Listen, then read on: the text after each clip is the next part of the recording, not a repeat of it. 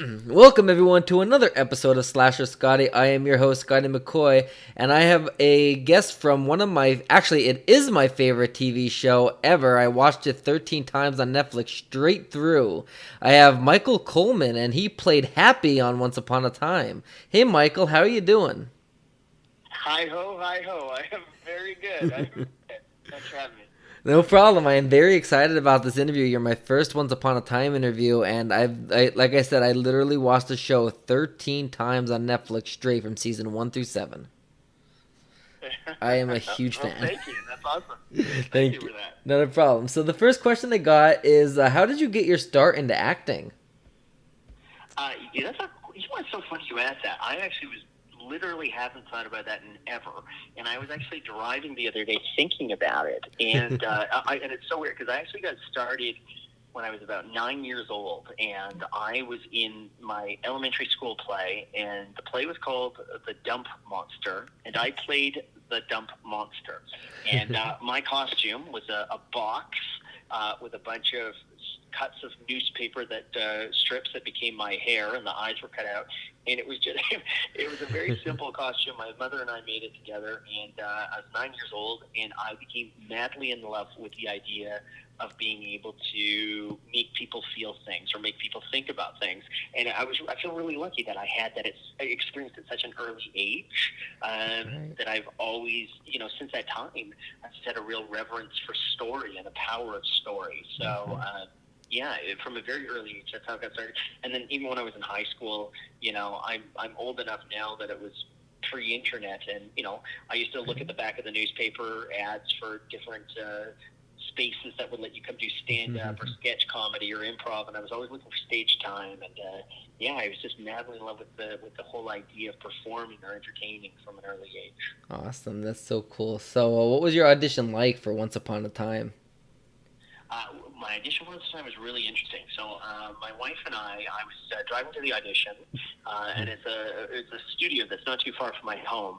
And my wife had called me just prior to the audition and let me know that we were pregnant with our first child, Nice. my oldest daughter. And I know they they were having trouble finding the character Happy and a few other characters. They had done searches and they hadn't been able to find any actors for certain roles at that Right. point, and I had a smile on my face that you couldn't punch off.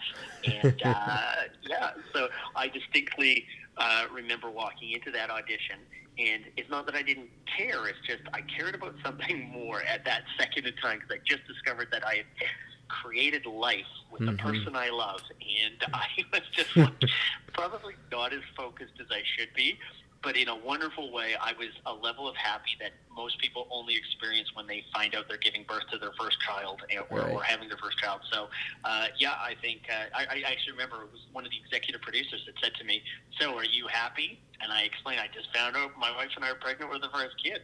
I dare you to prove otherwise." And we all had a good laugh.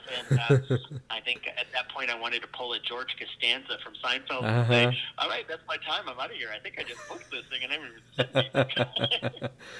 And it's funny because I absolutely love Seinfeld, so I definitely got that reference. Yeah.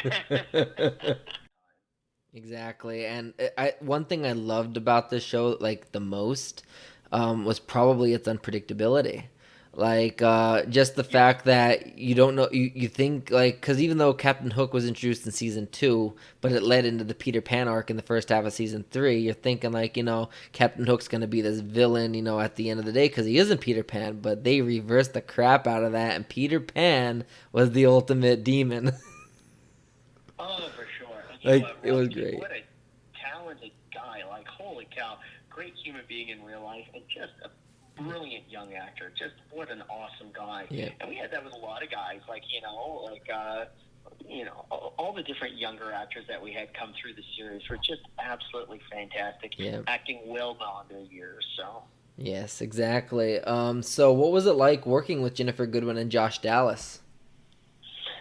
great. You know what? Really, really, really nice. And they've got kids around the same age as my kids in terms Nice. of, so we all have a lot in common. And a lot of us, we were at each other's baby showers and That's birthdays awesome. and all these sorts of fun things. And, in the early years, I remember Snow White would take the seven dwarfs out for breakfast or something. If we had a late night, we'd, wrap set at 4 or 5 in the morning and then all go to Denny's, and that was always fun. And Nice. Josh has become a good friend. Josh and I used to, on our days off, we'd go golfing, and, it'd be kind of fun too. Like, you'd have, Grumpy, Happy, Dr. Whale, and Right. Prince Charming all going golfing together. So it was always kind of fun. And, it was always kind of fun whenever my non-once upon a time friends would be like, hey, do you want to hang out? And I was like, I can't. I got to go to Captain Hook's house for a minute. Right. I got to stop by Jimmy Cricket.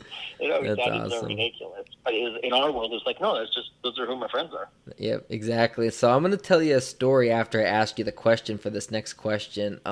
Because Sure. it involves her. But what about Lana Priya? What was it like working with her?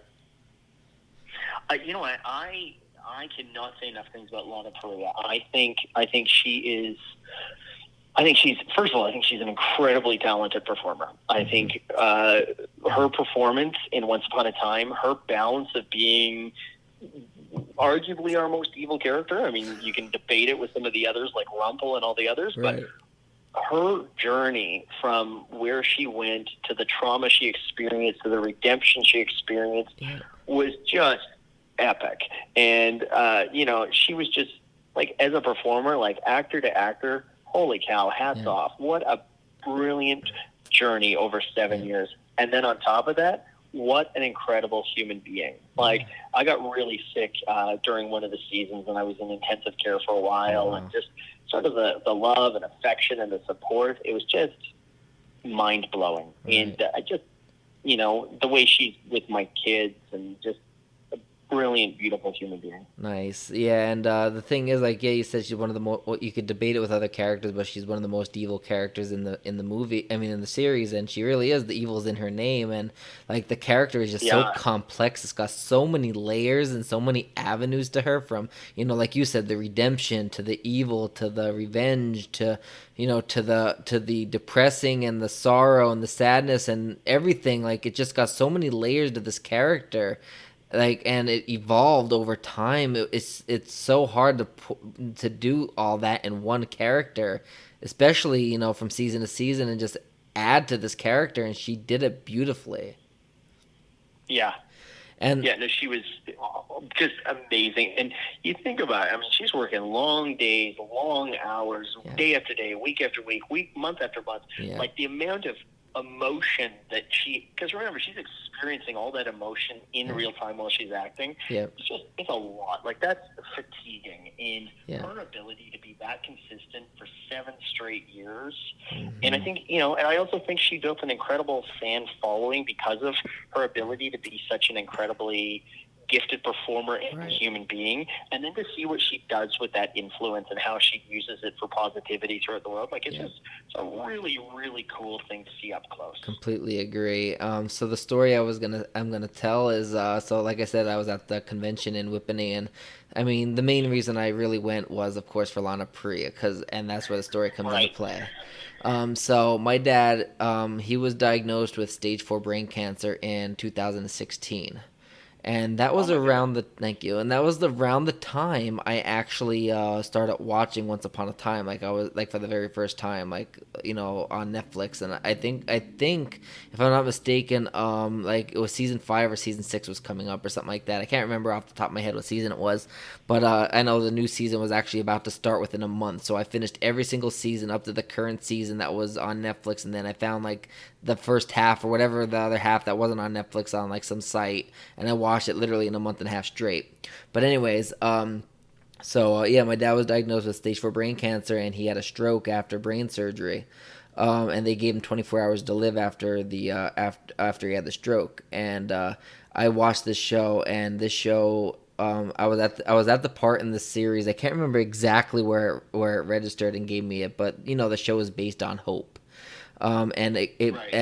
it was a scene with Lana Parrilla where Jennifer Goodwin was telling her, "You have to have hope that you can change or get Henry back or something like that." And she believed in this, and then Henry like was with her and forgave her, something like that as well.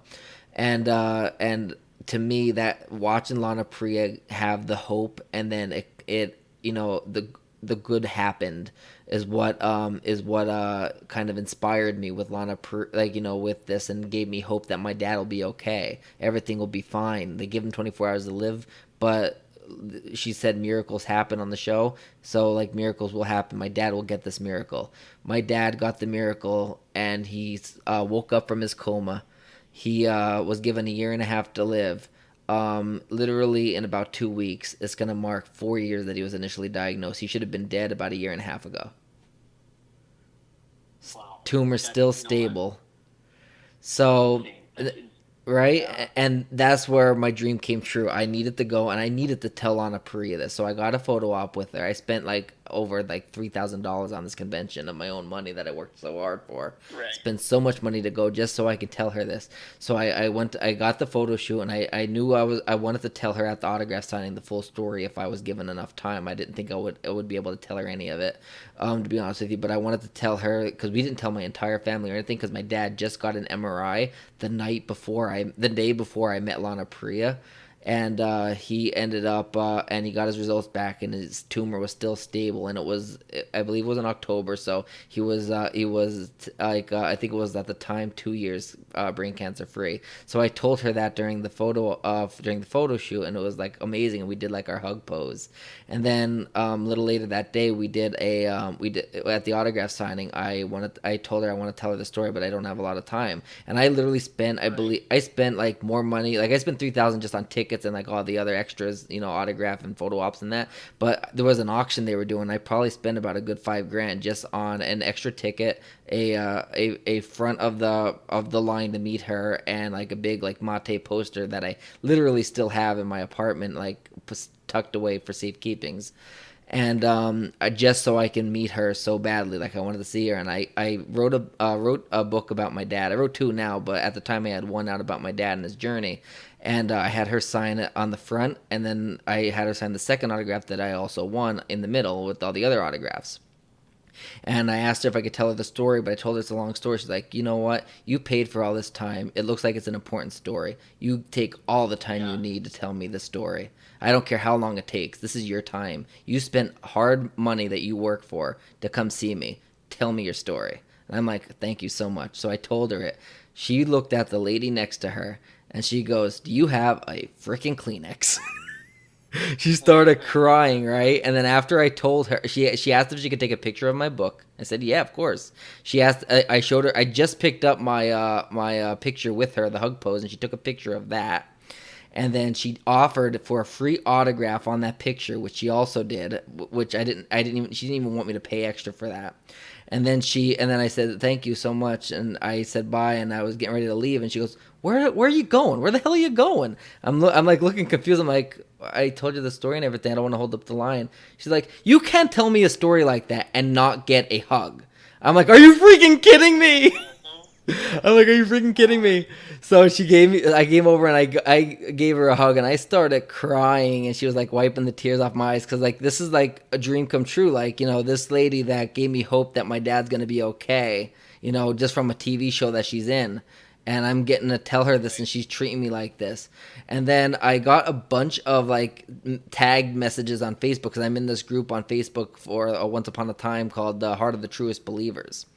And they tag a bunch of tags. I'm like, who the hell is tagging me all this time? Because I'm at the convention still, and I'm looking at them, and I seen that she posted on her Instagram story a picture of us hugging, and she put a caption on it, like literally wrote on the picture itself, like I guess with the text editor or whatever, and she goes, "This man," and like it was like life made. That's brilliant. Isn't that cool? Yeah, it really is.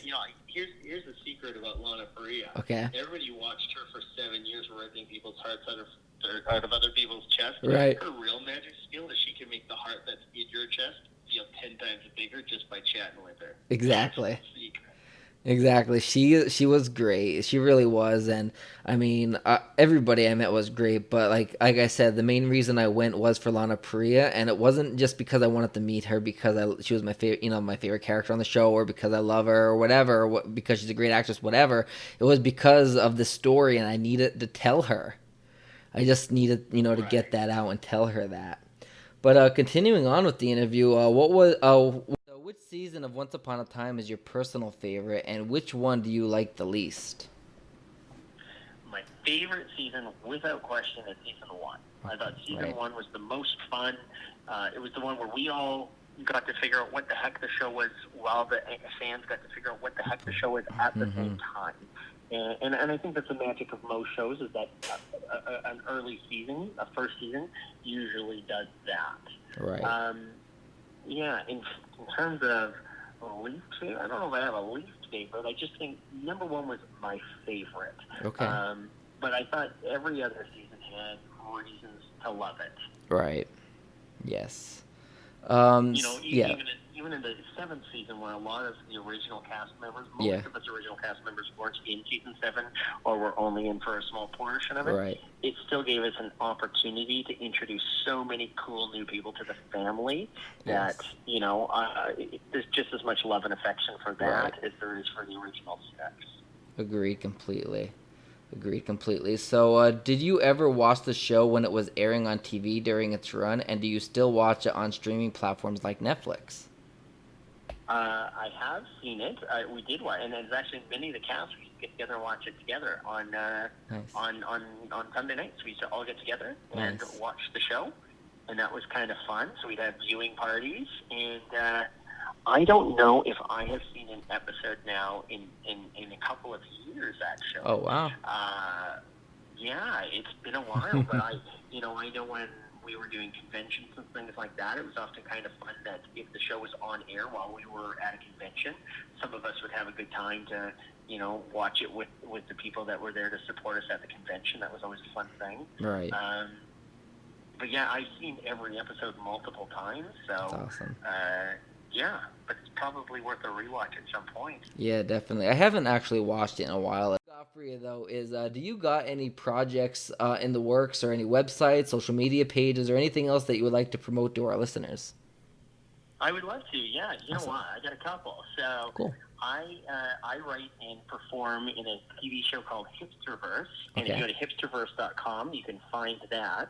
And it's a super fun show I do. It's kind of in the Yeah. same sort of comedic tone as Parks and Rec or The Office.